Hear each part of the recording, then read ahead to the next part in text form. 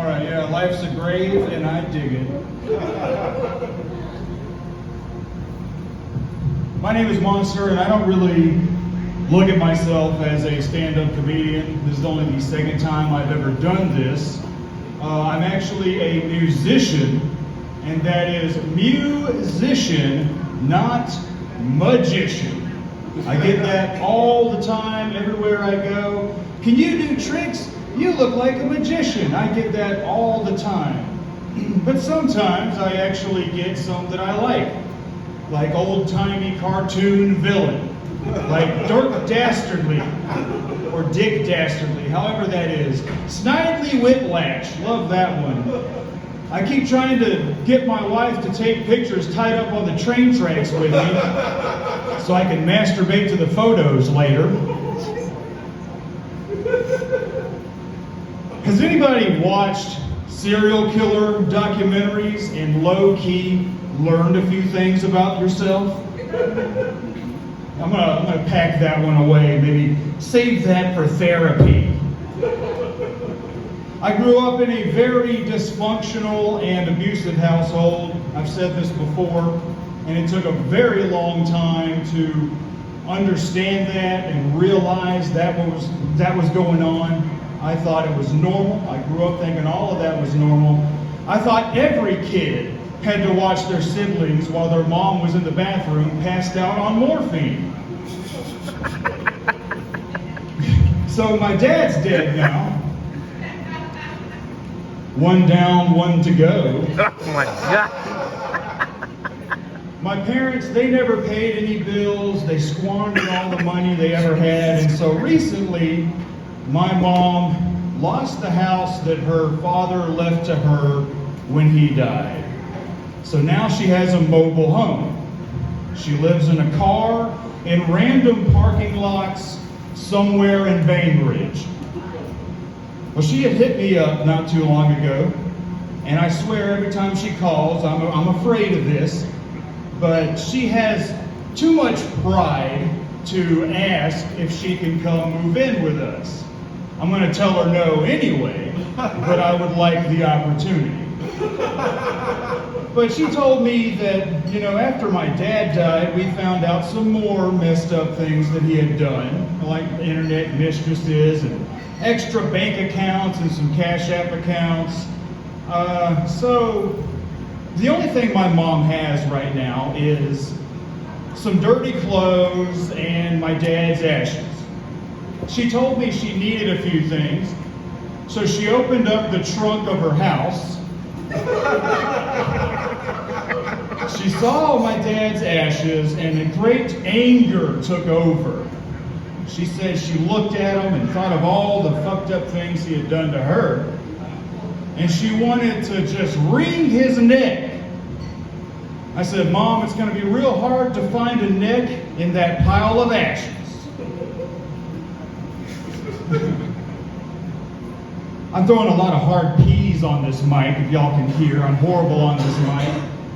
A lot of hard P's. Very much like me in the morning. So I've been going to the doctor about it, trying to get a little healthy here. So I found out that I've got low testosterone. My testosterone level was at like a 129, and I said, that's not bad. Well, how bad could that be? And she says, well, the normal range is between 300 and 900. I said, shit, no wonder I don't have any children. But maybe that's a good thing, because I'll probably fuck them up as much as my parents fucked us up. So they wanted to do some ultrasounds on my bladder. And so they do the ultrasound, and they didn't find anything. And I said, well, I want to know why I'm peeing slower than average, right? And they said, well, there is another option. This one goes inside. I said, inside where? Inside the rectum. And I said, okay, you know what? Let's do it. I'm trying to find out what's wrong. Let's do this. So the day came, and the woman shows me the device. It's about as big around as a hot dog, and it's about this long, and she says she's going to go 4 inches deep. I said, all right. So she goes up in there, and that was a sexual awakening I was not ready for. Can you go a little further? Let's see how far we can go.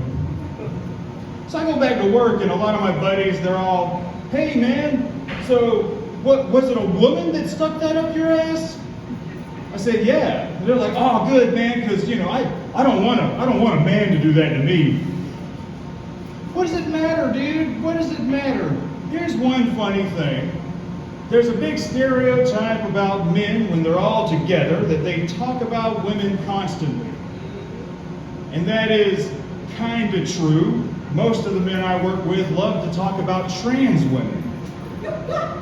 They love to find pictures of the hottest trans woman that they could find. They like to show you the picture and be like, hey man, what do you think about that? And you'll be like, okay, yeah, she looks pretty nice. And then, oh man, no, that's a man, dude, ha ha ha. So I'm like, okay man, what if you went on a date with this woman and you had no idea, and then you had the greatest night of your life, and then at the end of the night she tells you about the operation. What would you do? How would you handle that? One guy, and oh man, I'm going to get in a fight that night. Another guy, oh, I'm just going to leave and not tell nobody. So what would you do? So I said, okay, if I was single and I went on a date with this woman, had the greatest night of my life, and then she told me about the operation, I'd be like, what are you doing tomorrow? Oh yeah, so you can always pinpoint a moment in your life that leads you to where you are today, certain complexes, certain phobias, certain fetishes. I had a buddy tell me that he's got a foot fetish. And there is absolutely nothing wrong with a foot fetish. Feet are fine. He says that when he was in kindergarten, that they were sitting in a circle with the teacher, and that they were all barefoot for some odd reason, and that the teacher's foot had touched his leg. And that ever since then, he's had a foot fetish. I said, damn, man, I totally understand you. Because when I was 8 years old, I watched True Lies, and at the end of the movie, when the bad guy and the bad girl drive off of the bridge and explode, my dick got hard. That's why I gotta think of murdering people in order to get off. So, I work at a factory as my day job, and it is a complete shit show. It is a mess.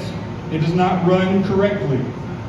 A couple of months ago, the owner of the company was flying in from Italy to see what was wrong and maybe cut a few heads.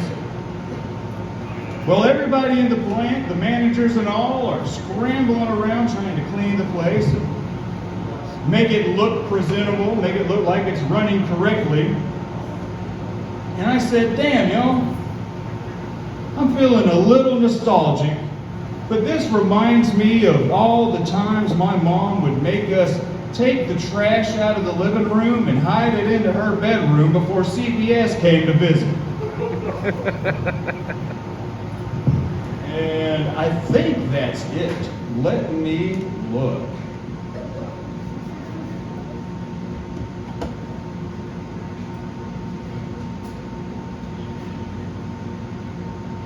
That is it, y'all. I hope you enjoyed it.